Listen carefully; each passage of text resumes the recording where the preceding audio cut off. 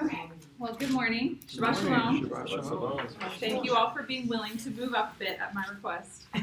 We're in this smaller room, but I like it better because it keeps us closer and I like it. The tables are nice. Yeah, it's very nice. All right, well, we are starting Numbers today, which means we're done with Leviticus. Oh. It's so sad. It's so sad. However, I got excited this week. So Numbers is harder for me than Leviticus. I think Numbers is harder. Yeah. In what way? So we're gonna talk about some of that. So I do like Numbers. Not the book. I mean, numbers in general. No, I like Numbers in Okay. general. I was a finance person. Oh, I used to okay. work in finance. So Well, I I thought like you numbers. said like the Jonathan Sobel stuff. I don't like the gematria stuff. Like I Okay. don't like the. I mean I don't dis. It's not my favorite. It's not where. Right. It's not my preference. Like all the numerical values assigned to the Torah and stuff are not. I mean it's interesting. I'm not saying it's not a valid thing to look at. It's just not where. Yeah. It's not where I go. Yeah. Anyway, so Numbers. I think what's hard about it is. I mean, and this is some of what I was reading because I was trying to overcome my challenge of Numbers. So I was reading some different commentaries and some different things about it. I'm not alone in thinking that it's difficult. So I found some good company. But it's partially because of some of the ways that it's structured. It does have some really different types of writing, and it is moving through time. I think what's hard about it is it moves through time, but it's not necessarily perfectly chronological.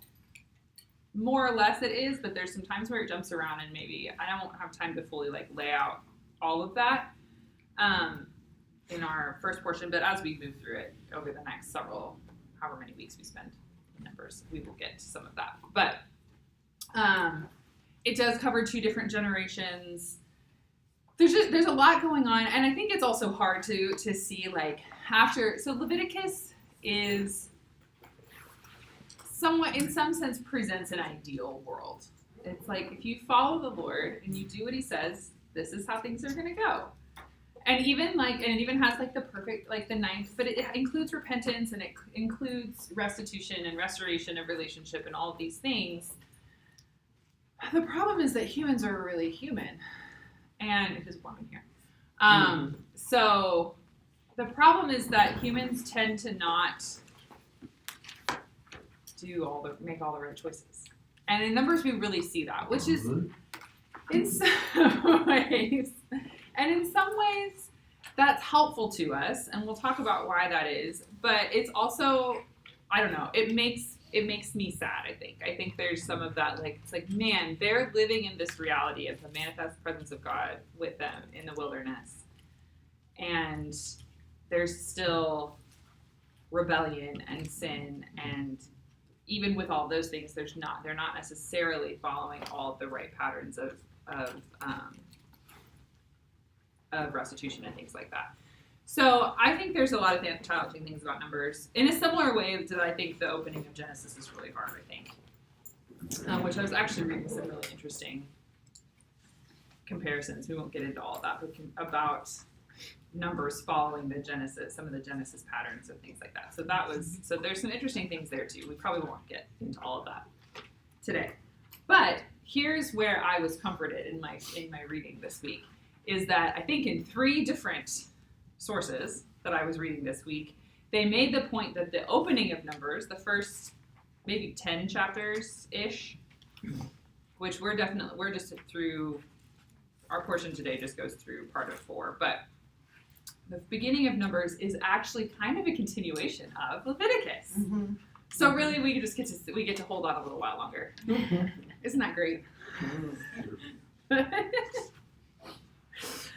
Because this first 10 chapters, they call it they categorize it as a priestly writing. And that makes a lot of sense because as you read through, you probably noticed a lot of talk about priests and Levites. And we're going to talk about some of that as well. But so really I just consoled myself thinking, actually, this is like an addendum to Leviticus this week at least. So we get to stay a little while longer. And I love that. So But the other thing about Numbers is that we can see a lot of, in the same way that we start to see rebellion coming in so early, we also see the faithfulness of God, that he chooses, like, it's this, we've already seen up to this point in the Torah, like, he's chosen his people and he remains faithful to them, and we start to see that, because after the giving of the Torah, after the giving of the instruction, it's like there's in some sense, I would maybe argue that there's like a heightened level of responsibility. It's like we've seen, like, through Genesis and Exodus, there's always some level of this is what you're supposed to do and what you're not supposed to do. But with Leviticus, we've gotten an expansive record of this is how you are to live. So with that knowledge comes greater responsibility. And so in that sense, even though we see, like, as sad as the rebellion and the sinfulness can be, is the comfort we can find in the greater measure of God's faithfulness and his commitment to his people.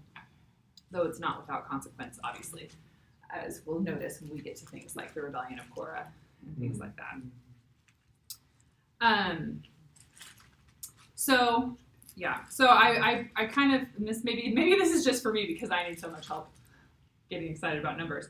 But I kind of compiled a few thoughts from some things that I was noticing and that I was reading. So we'll kind of continue to kind of talk in kind of like as an introduction a little bit before we actually jump into some of the text. But there's a few things I want us to look at in the text as well. So one summary of the book of Numbers is from the book on Leviticus. Who shall ascend the mountain of the Lord? I think that's what it's called. I always get it wrong. L. Michael Morales. And he says the overarching theme of the book is Adonai's steadfast love, as demonstrated by his resolute commitment to bring his people into the land which he chose to bless and not curse Israel. So we kind of start to see, so really that's another way I would say that is that we start to see kind of the outworking of Leviticus and this relationship with the Lord in Numbers. We see a lot of the fact, kind of like I already said, like that even though they're God's chosen people, doesn't mean that they are necessarily a people that are worthy of being chosen. That's true. And Leviticus is the ideal, and Numbers, I would say that Leviticus is the ideal, and Numbers is realism. You know, we kind of have the good morning. We have kind of this idealistic idea, and we have the realistic. And both are important, honestly. Like, it's helpful to have the ideal laid out, to have that picture of what that should be, but then we need to reconcile that with the realism. So Robert Alter's commentary, his introduction to Numbers, says that the priestly writers above all seek to establish a vision of order and stability, which is what I like about it. I like order. Through an intricate system of laws regulating personal behavior and cultic practice, through the long list of numbers and names, through the representation of the grand order of the march of the tribes. They aspire to an ideal of Israel as a holy people, bound by priestly ordinances that is altogether unique among the nations of the earth. So what we're seeing, of course, we talk about this a lot, is that Israel is meant to be what? A light to the nations, right? That is the calling of Israel. And so even before they're in the land, in this wilderness season, they are still meant to be this example of, like, we live like this because God says so, and not like this, which is all the crazy that you all are doing. That's the Emma paraphrase. I don't see that in the Bible. I know, right? I know. That's my interpretation. So the priestly writings very much give us that idea of, like, this is what holiness looks like. This is what this is supposed to look like, and how it's supposed to be different from the nations surrounding it. But in the wilderness, we see that it is not so easy. And I remember I used to get so frustrated reading through all this. I'm like, you have got to be kidding me. Why are you people being so stupid? You have the manifest, you can see it. Cloud by day, fire by night. You can see it in the midst of you every day. Why are you being stupid? And then the Lord said to me one time, I may have shared this before, but the Lord said to me, I was wrestling through that one year. This was maybe 2 or 3 years ago. And he goes, I've given you the Holy Spirit. Why do you have such a hard time being obedient? And I was like, noted. Thank you, Lord. So I mean, and it becomes back to like what's familiar, like what becomes familiar doesn't impact us as much, right? So is their daily life, and you know, a point to remember about the second generation that's born in the wilderness that will ultimately go into the land is that's all they've ever known. The first generation remembers slavery, and that's part of the challenge is that they're then parenting and passing down generational things from that mindset of slavery that the Lord is so diligently trying to work out of them. But the second generation has only ever known this wilderness thing, which the tension in that is that they're not in the land that's been promised. So it is this very in-between type of phase. But at the same time, they've only experienced life with the tabernacle in their midst, with the presence of God in their midst. So maybe the novelty wears off. I don't know. But they also had such a strong amount of Egypt that they came out of. Yes. So I'm sure that weighed them down quite a bit too. It did, which is why, I mean, even in this portion, I believe, it talks about, you know, however it talks about it. It's like, it reminds them of being in Egypt, and there's always this talk of like, remember that I have delivered you from Egypt and that you're not there anymore. Meaning don't live in that mindset. Yeah. So that definitely impacts, especially the first generation, and ultimately leads to God deciding you actually don't get to go into the land. But the second generation that was all born in the wilderness is receiving some of that from their parents, but they have this really unique experience of only knowing the presence of God in their midst, which is interesting to think about. So I thought this was another interesting perspective on that dynamic, because I think at least this has been my journey. So part of my journey has been, you know, like I think about all the miraculous that they're experiencing. Even like they're being supernaturally fed and receiving food and water at this point, right? They have a rock that follows them around and gives them water, which apparently is Yeshua. Yeah.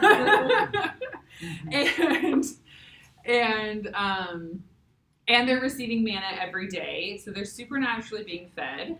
They have water that, you know, later on it says that their clothes don't wear out, their shoes don't wear out. So they're being supernaturally kind of sustained in the wilderness. Yeah. And again, that's besides, you know, this manifest presence of God, this sacrificial system that's starting to take place, the rhythm of the festivals that's starting to take place.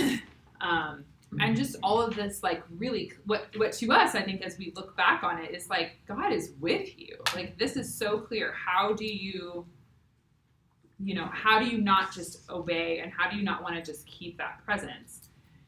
And I think then, of course, we've already talked about the element of humanity comes in.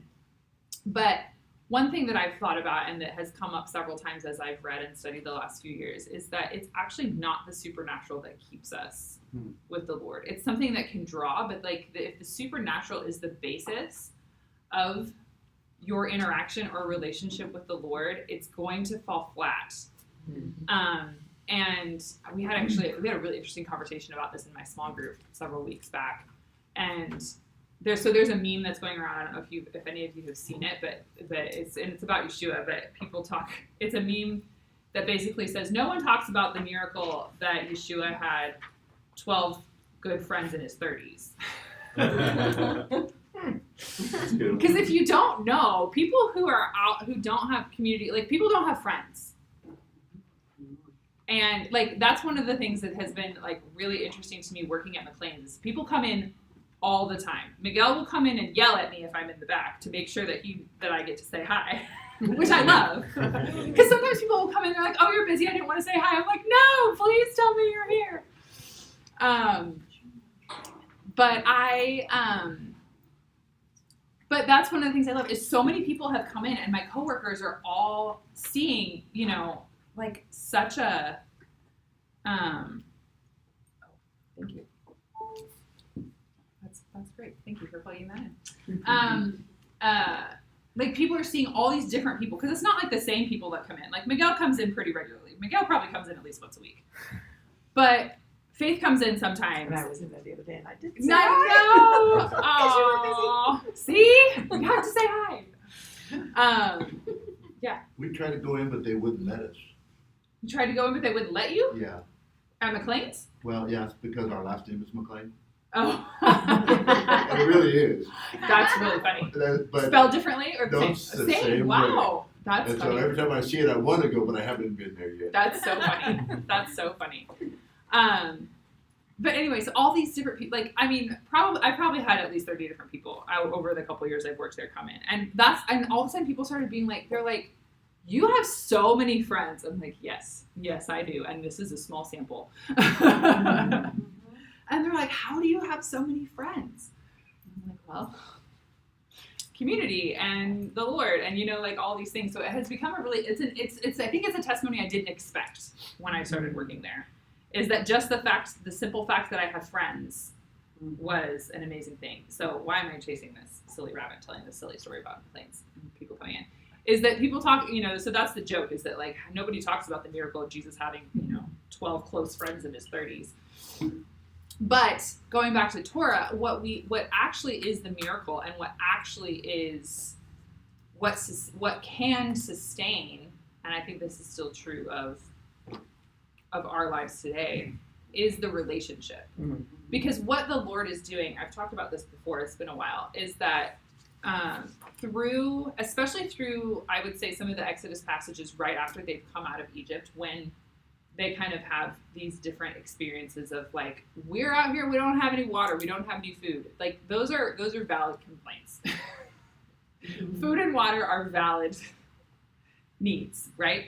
And the Lord provides them and provides that for them because, again, going back to this idea that they have this Egypt slavery mentality, the Lord is like, I am going to provide for you. So the Lord is actually building relationship with them through meeting needs, through having his faithful presence with them, because it's a different, they had some reference to and worship, and we don't have a lot of detail about what that looks like while they were in Egypt. But that's ultimately what starts the whole issue between the Israelites and Pharaoh, is that they want to go worship, because how they want to worship is different than Egypt, but we don't have much more detail than that. So God is really actually building relationship with them, and that's actually, the supernatural is important. The miracles are important. They build our faith. They build, having our own, thinking about your own life, your own testimonies of profound experience with the Lord, healing, deliverance, all these things are so important. And it's important that we share those stories. They build our faith. They build others' faith. They draw people to the Lord. But actually, the point is relationship. And I know this is not new information, but if we read the Torah with that lens of like, actually, this is the process of God building relationship and trust with Israel, I think that can help us.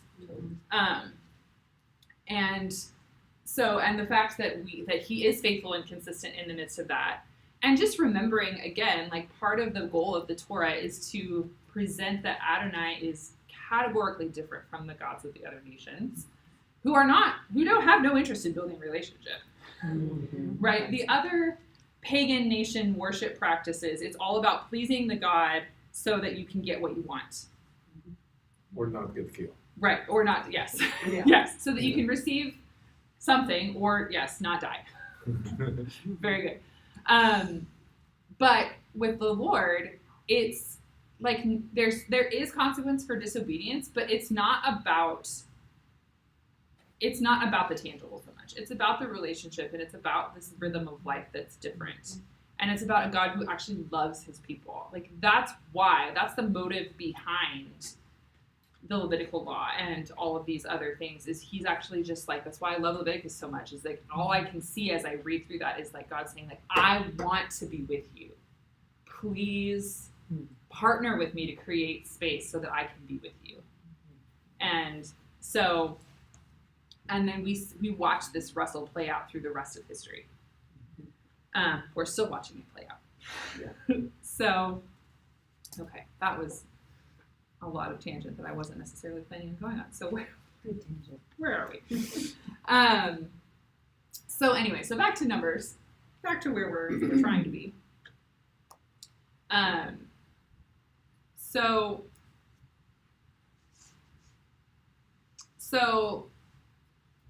the Lord also has this. So the fact that they're trying to get to the land, right, is a big. So, and of course, let me backtrack to the first thing I probably should have said. So Numbers, the Hebrew name is Bamidbar, which means in the wilderness. So Numbers is the name that we get because of all the numbers, right? This is not hard to figure out because we start with the census and there are more as we go through the book. But the Hebrew name means in the wilderness, which is also a really helpful name and very clear of what is happening here. Should we blame King James for this then? No, it was before King James. We don't get to blame this one on him. Oh, I'm sorry. I'll find something else for you to blame on him if you want. Well, we can blame on him the fact that everybody named Jacob in the Bible gets renamed James because he wanted someone in the Bible with his own name. You can blame King James for that. Okay.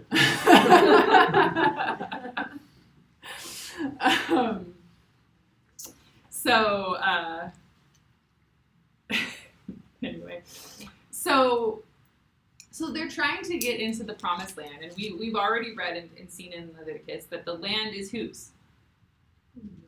The Lord's. So, and that's why we get into all of these things of like, that being faithful brings blessing and being unfaithful brings curse up to and including being exiled from the land. But the presence of God is what is like the important thing behind that. So I thought this was an interesting, because they're training at this point kind of to go into the land. And this is another quote from "You shall send them out of the Lord." And this is kind of an overarching thing. So he brings in Balaam a little bit. By God's Spirit, Balaam saw that Israel would not acknowledge, that Adonai, the fountain of life in their midst through the tabernacle and their encampment, had become the Garden of Eden. So this is where we could talk for a long time about the construct of some of the things in Numbers connecting with Genesis and Eden and things like that. We're not going to get into all of that today, but anyway.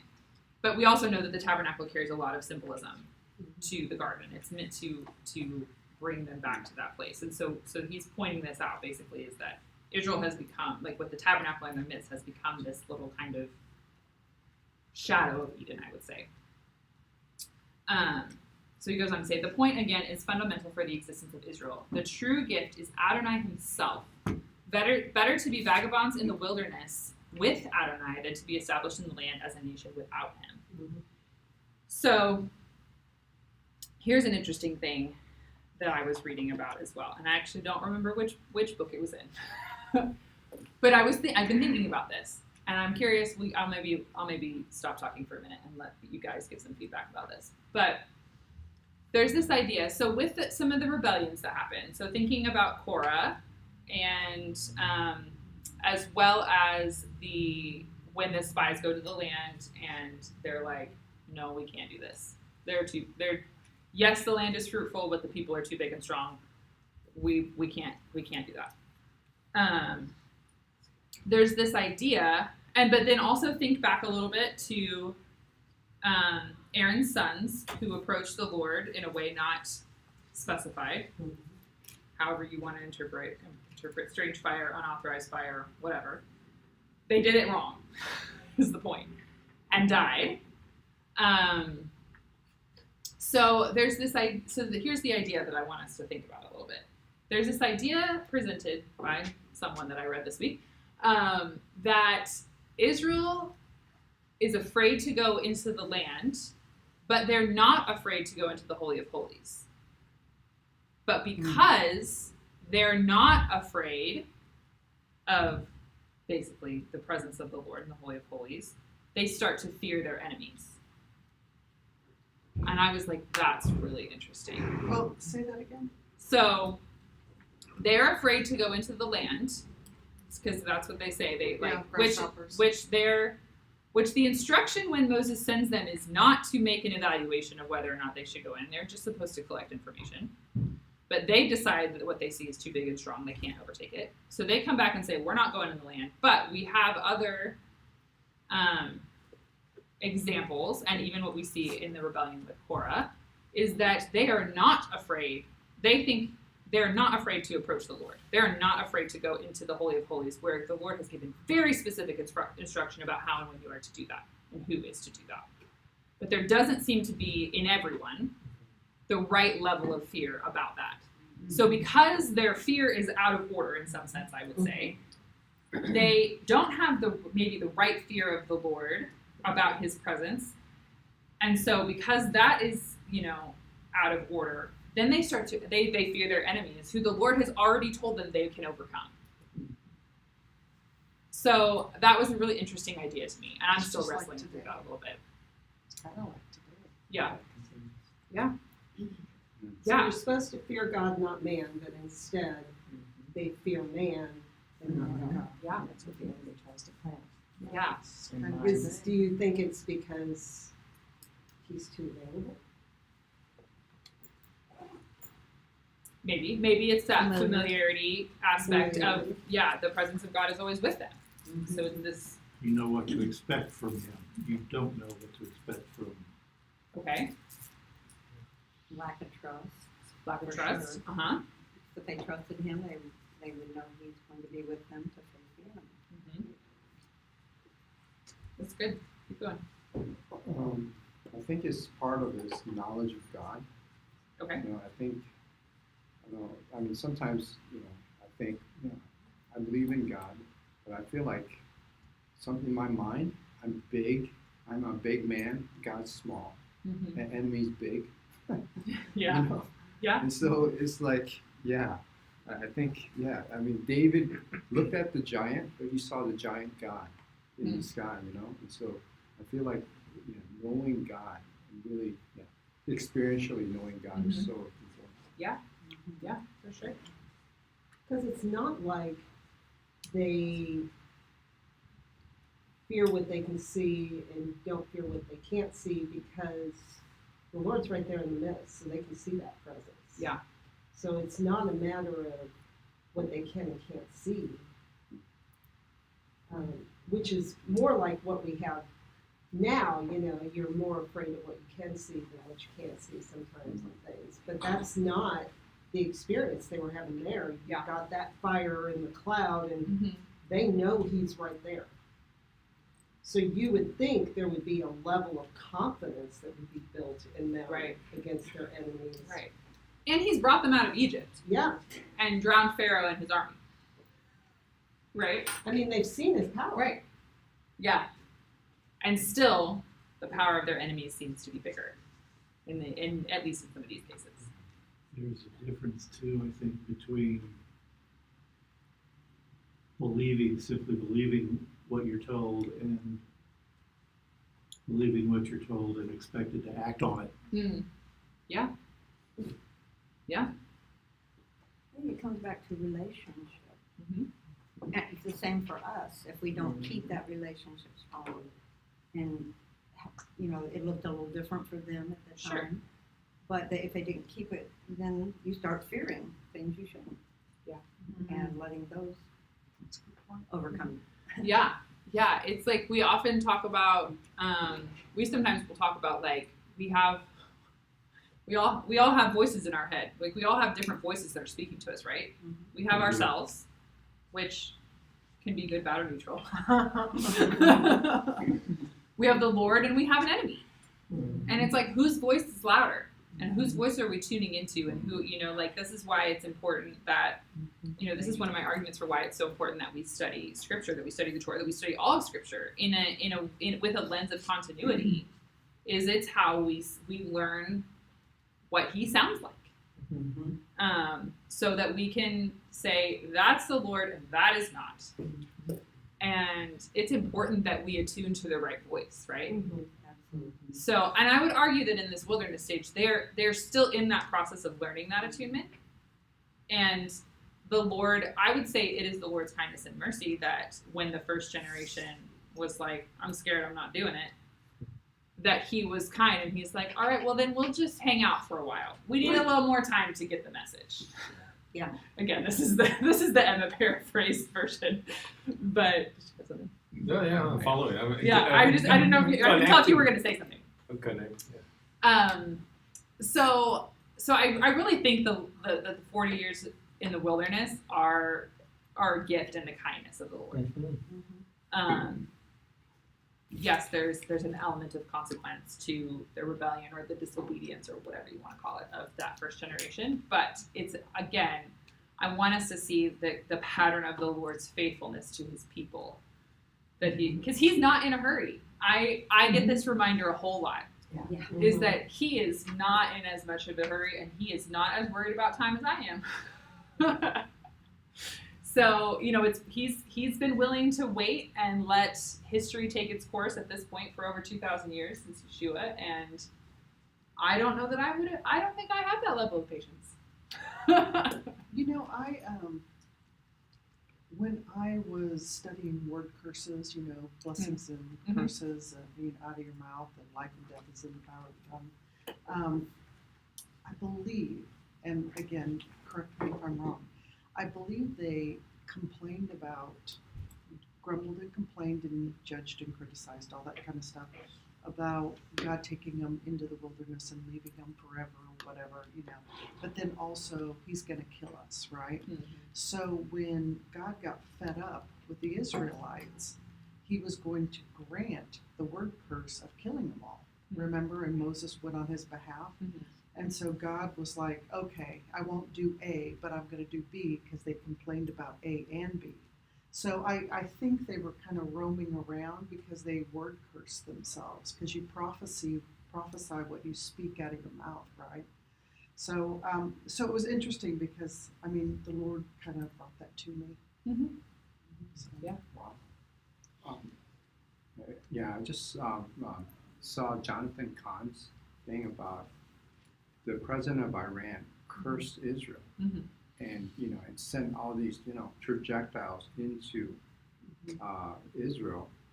Well, he reaped what he sowed. Mm-hmm. As he cursed death on Israel, he got cursed. And then he died in a airplane and all. So it's like, man, it's like covenant is good if you obey, but it is dangerous when you break covenant with the Lord. Yeah, that's an interesting study to go back through history and watch different things that happen, natural disasters even, and wars and all kinds of things that happen and that are connected with Israel and how decisions made for or against Israel and different things like that. It's an interesting study. Did you have something to say? Yeah, I was going to say the kind of when you were speaking before for the other comments. No, that's okay. That's We okay. can Just circle I'm back. trying to get back. No, that's you're fine. That's okay. I'm just organizing my thoughts here. So much of that wilderness testing seems like, well, God and constantly is doing is remember. Yes. Because, like you say, the supernatural, we don't have a miracle every day. Our walk of faith is to don't forget what I've done for you in the past. Right. Don't forget. And in the end, we find it's only Joshua and Caleb from that generation that make it in because they continue to remember what God had done, who he is. He's greater than our enemies and all of that, right? Yeah. Also, if you have a relationship, Yes, you don't that's need the other. That's miracles. Yeah, that was. I the mean, thing. occasionally you do. Sure. You're like, oh God, I need a miracle. Sure. But when you have the relation ongoing, it's not like you're always grabbing for a miracle. And Supernatural. thanks for saying it because you had said that and I wanted to kind of tag with what you had said too about the relationship too, because God tests us with that, and sometimes that journey, we would in our flesh want the answer right now. I just literally went through something that it was a long wait, but the wait was so worth it because when God finally brought what he wanted to bring, I could see his hand through all everything that happened until the moment. The relationship and learning who he is and responding and wanting to be as faithful to him as he is to us. That's good. To that is, I think it's not just relationship, but fear of the Lord. Because the angel. Think of it. Angels, they're looking at God's glory in heaven. They see who he really is, and 1/3 of them fall, in rebellion, following Lucifer. And then, Israel does the same, so I guess, part of it not just relationship, but the right relationship of Yeah. revering Him, and also Yeah. with the Bible, that we don't like kind of see it as our chummy friend, or I need to analyze this, but like I need to submit myself under the word of the Lord. So. Yeah, it's good. You know what, the word tells us that he doesn't delight in the legs of a man or the strength of a horse. And so we know that when they were looking at the enemy, they were thinking about how can I conquer? Right. So it's the mentality of that we often do, and they were going through a great season of, well, what have you done for me lately? Well, you gave us the water, you gave us the manna, and now we're choking to death on the birds.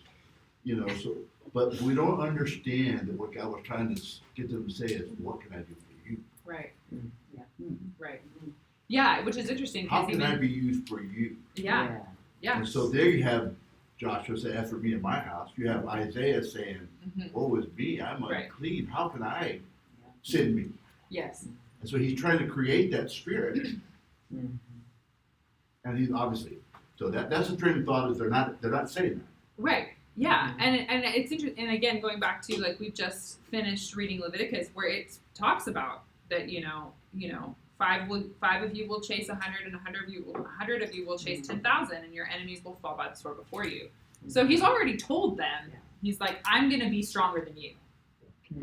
And so, but it often takes a lot of time and a great amount of faith to believe things to believe something different than what we see with our own eyes.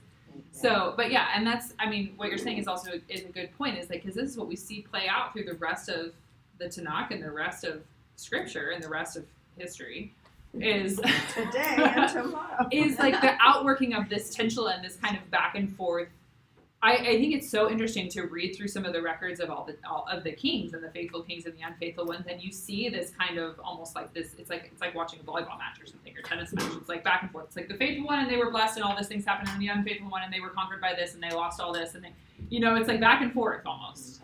And it's like you'd think you'd learn, and yet we all have to learn for ourselves. But that's the kindness of the Lord, and we're not going to chase the free will rabbit trail right now. But right, that's like the key of like with allegiance, like he wants us to decide where our allegiances lie.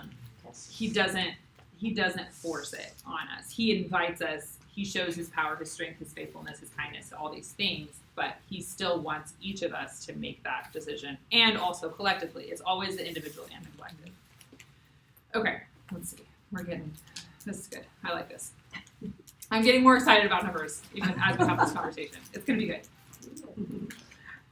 So I do want us to look at a few things just in this first portion, because I think it's interesting, and it's interesting to see how they're kind of laying out some of the practicals here in these first few chapters. Okay, so we're not going to talk through all the details of all the numbers. Basically, we start out with a census, right? We start out with numbering the tribes, and then he gets into in this portion we have kind of where they camp. And who goes first? Who did with the camp? Judah. Judah. Judah goes first, followed by Levi. So we're gonna focus on the Levites a little bit here,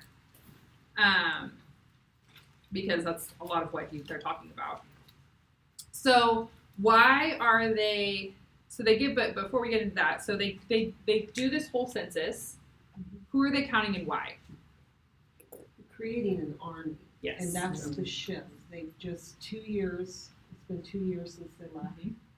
And that 2 years, they were developing this rhythm of relationship with the Lord. And now it's time to form that army that he wants them to have. So that's what the counting is for. Yes. So this is a military census. So again, it's not that the Lord says, you're not going to fight and be actively participating in these battles to conquer the land, but he's going to be ultimately more powerful. So he still is bringing order and structure to this creating the army, which is good. Seems very practical. Armies work better when they're ordered and structured. They do. This is true. Um, And he's giving responsibility. yes, yes. Like, you know, for the last couple of years, they've just been growing and that kind of thing. Right. Giving this responsibility for the nation now. Right, which is also important that they've been growing. Yeah, right. They couldn't handle it. It's interesting that, you know, we see, like, you know, the first command to humanity is be fruitful and multiply, and we see this really take off in Egypt and in the wilderness. Isn't that interesting? We start to see that fulfilled. It's not even about being in the land. It's about God's presence with his people. Anyway, there's so many things we can talk about. Anyway. Okay, so we have all this. They're raising up an army, but the Levites, right, are not part of this army. In the sense that they are not the ones who are going to be sent to fight other people. However, I found this really interesting. Robert Alter makes an argument that they still have a military function. And I hadn't really thought about it in those terms. It makes a lot of sense. I just hadn't seen that language put on it before. But basically, so let's look at some of this. So I liked this translation here somewhere. Maybe it's not that one. No, it is. Okay, so I'm going to read this from Robert Alter's translation. This is Numbers 1, starting in verse 50. 50? Yes. And it says, and you, so I'll back up one verse. I'll back up to 49 because it starts with it. So this is the Lord speaking to Moses. But the tribe of Levi you shall not reckon, and their heads you shall not count in the midst of the Israelites. And you make the Levites reckon with the tabernacle of the covenant, and with all its furnishings, and with all that belongs to it. They it is who shall bear the tabernacle and all its furnishings, and they shall serve it, and around the tabernacle they shall camp. So the idea here is that while they are not the ones going out to fight the enemies, they have the role of protecting the tabernacle. And in some sense, their role is protecting it from others within Israel who might approach in an inappropriate way, as well as from their enemies, which is an interesting way to look at that. Mm-hmm. So let's keep going for just a minute.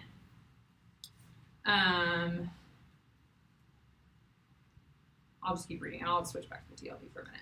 So, verse 51. When the tabernacle sets out, the Levites are to dismantle it, and whenever the tabernacle is pitched, the Levites are to set it up.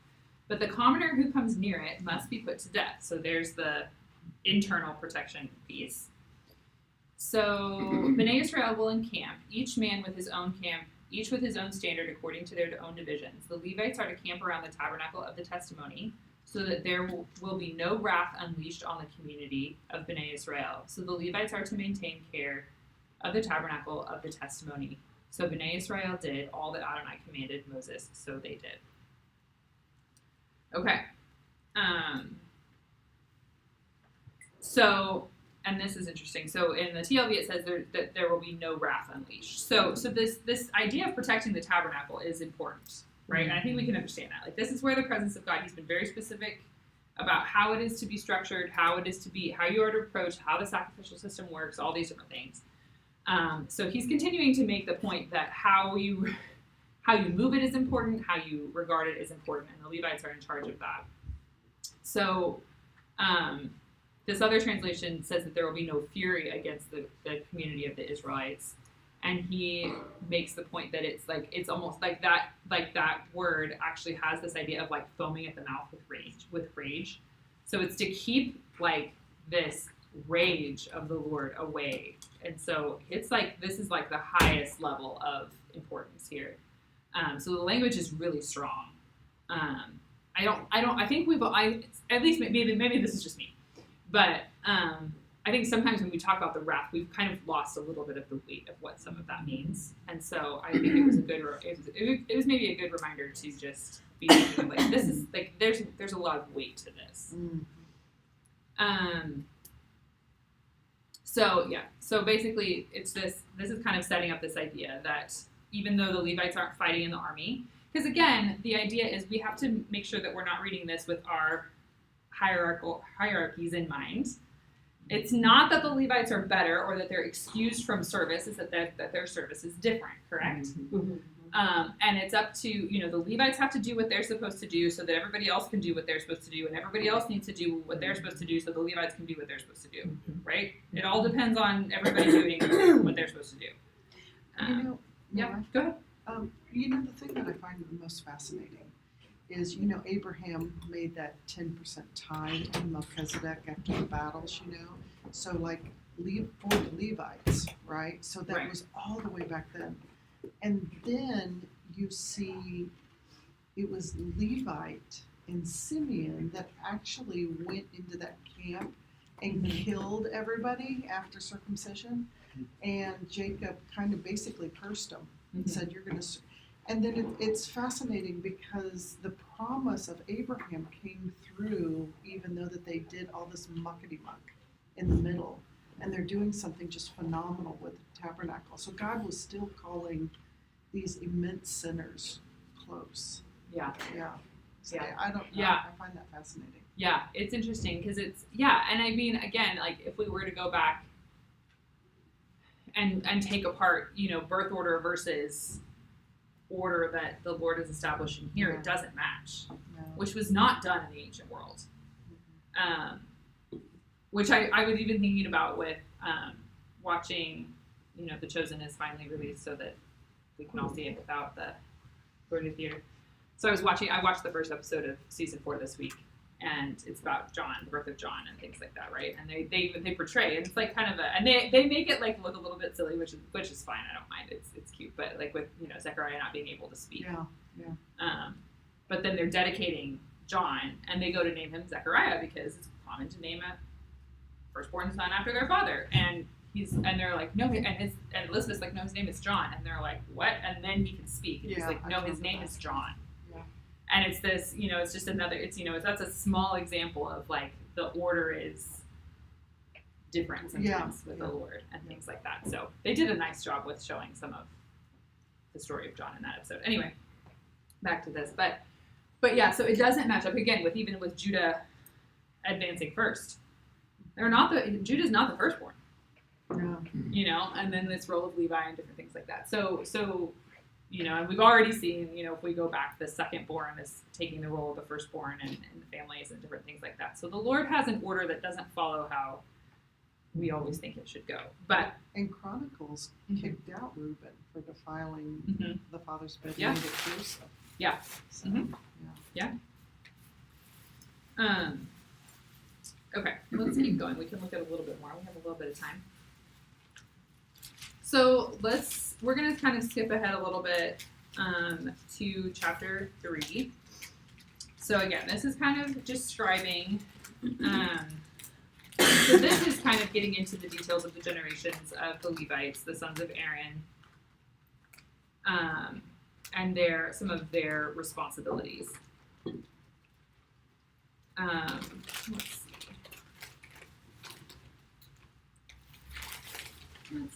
I'm going to read. I'm going to start in verse 5. So this is Numbers 3, verse 5. Then Adonai spoke to Moses, saying, "Gather the tribe of Levi near and appoint them to attend to Aaron the Cohen. They are to keep watch over duties for him and the entire community before the tent of meeting while performing the service of the tabernacle. They are to tend to all the implements of the tent of meeting and the service of Bnei Israel while performing the service of the tabernacle. You are to give the Levites to Aaron and his sons. Out of Bnei Israel, they are dedicated entirely to him. You are to appoint Aaron and his sons to maintain the priesthood. Any commoner who approaches must be executed."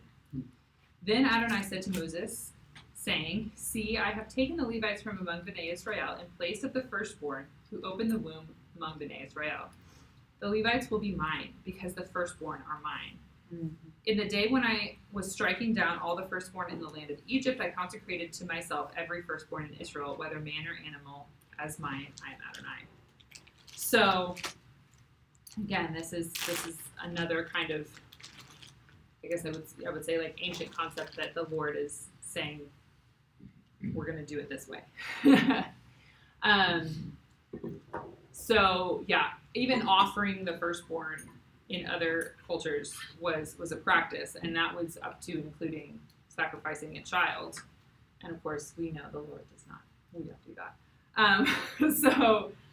But he's even pointing out, of course, that was the final plague, is the death of the firstborn in Egypt, and this is where we get Passover. We all know that story. So, but here it's saying, it's like, no, the firstborn is still important, but the Levites essentially become this representation of the firstborn, and it gets into later where it talks about more of the redemption of the firstborn. We probably won't get all the way to talking about that, but Why were they considered the firstborn?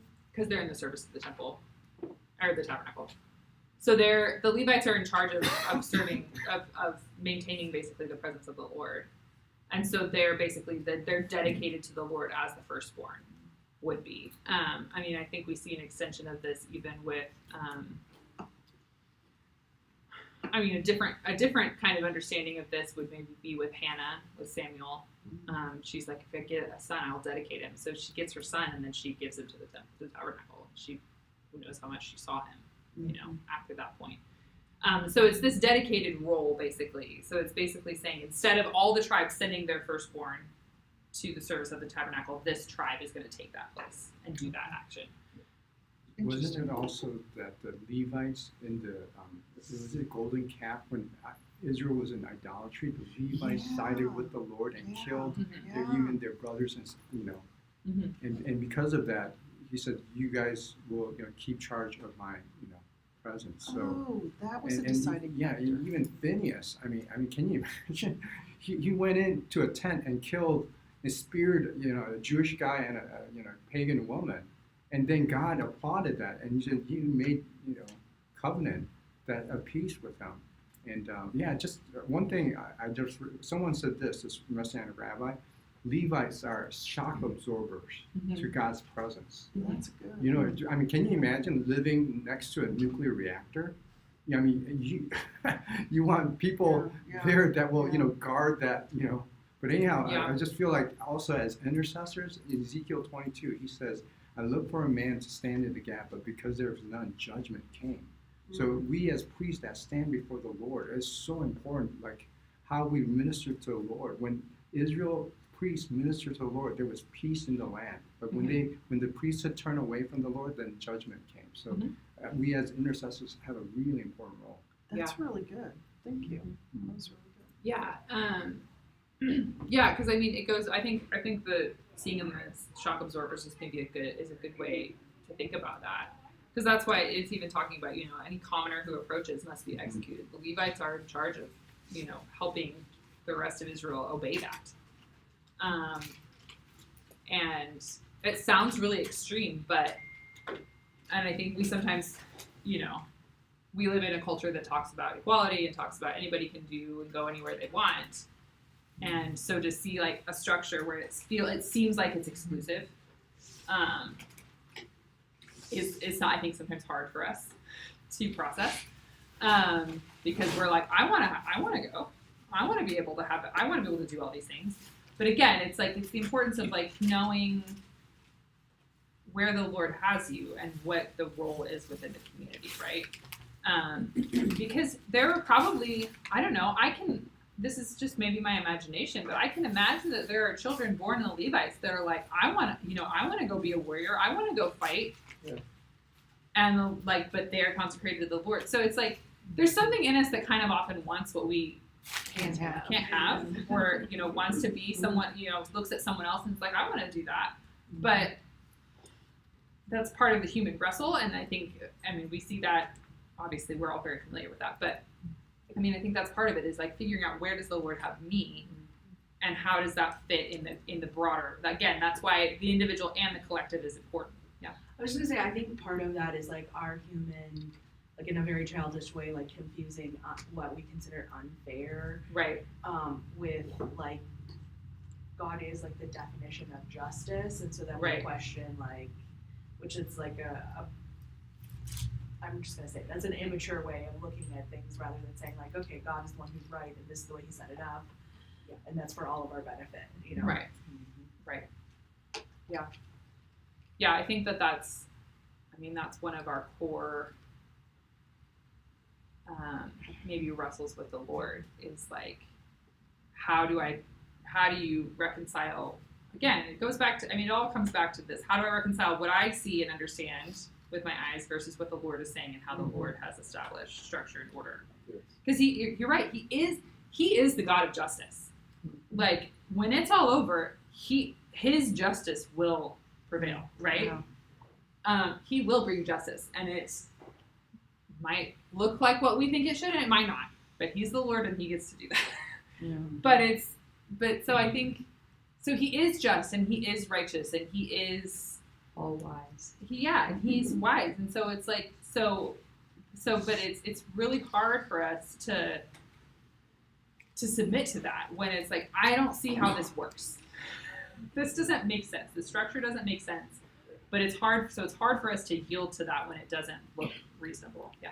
And the underlying concept in all of this is that the enemy is always trying to drive a wedge between us and the Lord, and like, oh, you should have been this, or you should have been that, and you're not, and you can't be. Yeah. So yeah, he's always that's why he's drawing us to power, to want power and authority and all of those things. Yeah. Well, and this is where the theme of Leviticus lands in here too. Yeah. Is the wrestle between holy and common and clean and unclean. So I love the fact that they use the word commoner. Yes. That tries to come in. Yeah. Because again, that was the Levites' role, was to teach the people the difference between holy and common and clean and unclean. And it's now their role to make sure that is followed right here. Yeah. To the point of putting someone to death. Right. That's really good. Yeah, that's good. God is not a genie. Right. Right. I mean, I'm just reminded of Israel. They're battling, I think, the Philistines, and they thought, we got to get the ark. So they're using him as a genie. And he says, no, I'm not in this. And they get defeated. The ark is captured and goes into Dagon's territory. And then the statue falls, and then it comes back. And then they look into the ark, and 70 Jewish people die. And so it's like, man, we got to not create God in our own image, but honor him for who he really is. Mm-hmm. Yeah. So just kind of tight. That the 70 died looking in? I think it's Kiriath Jearim or something like that, where they opened the Ark of the, covenant and cover, and then, I'll try to look at it. Yeah. So kind of tagging off that, we can talk about this for just our last couple minutes. So as Numbers 3 continues, we start to see, specifically within the Levites, there's different families within the Levites, right? Which are the lineage of Levi's sons. And they have specific roles particularly in this case, in moving the tabernacle is a lot of what this is describing, because we know that this happens in 38 years. I can't remember how many times, but they move a lot.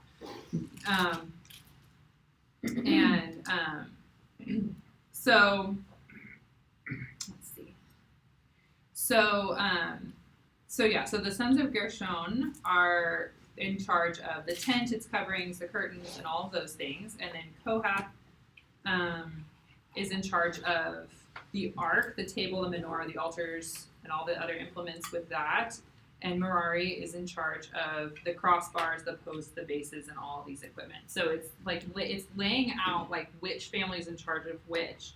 And this will become important when later on when we get to the rebellions of Korah and things like that. Is that it's this like so Kohath is where Korah comes from. So they're in charge of like the most holy things. And it goes on to, we're not going to read all of it because we don't have the time, but so Aaron, the high priest, is to cover all of these things. So they basically wrap them in these cloths because no one is supposed to actually look upon them, which is why this, like what we were referencing with the Philistines, is such a big deal. You're in 3, right? Yes. Well, now I'm kind of skipping to 4. I'm kind of summarizing. So we're kind of in 3 and 4 now. Okay. Because in 4 it talks a bit more specifically about covering the menorah, covering the ark, covering all of these things. And then when we get to verse 17 of chapter 4, this is the very end of our portion for this week. Adonai spoke to Moses and Aaron, saying, "You are not to let the families of the tribe of the Kohathites be cut off from among the Levites. Do this for them so they may live and not die whenever they approach the most holy items. Aaron and his sons are to go into the sanctuary and assign each man his job and his responsibility. But the Kohathites are not to go in and look at what is holy, not even momentarily, or they will die." Wow. So this is, again, bringing that reverence. And yet this is the role that they're given, and that's, the Lord is very specific. This family must not be cut off from Israel. This job is important. So again, like I said, this is kind of where it's important that this is so specific in here because it's going to become important later on. But it's also just showing us this, even within the Levites, they have their own. They also have. It's also not this idea that the Levites, they just get to go and do whatever they want. There's still order and structure and responsibility within that. And there's what we like to call delegated authority, right? Aaron and his sons go in and assign all these different roles. So they've been given the authority to do that. But then this family, they still get to be part of this process. So it's very specific on how they're to do these things. But it's all unto this ability to continue to host the presence of the Lord, right? Can I ask a more? I'm so Mhm. sorry. Which tribe is the Kohathite? It's part of Levi. It's one of Levi's sons. So 3 and 4 are basically going through the kind of the order within Levi. Okay. Because Gershon, Kohath, and Merari are all sons of Levi. So they're all families within the Levi clan, and so they just have different roles based off of that. Okay. Thank you. Yeah.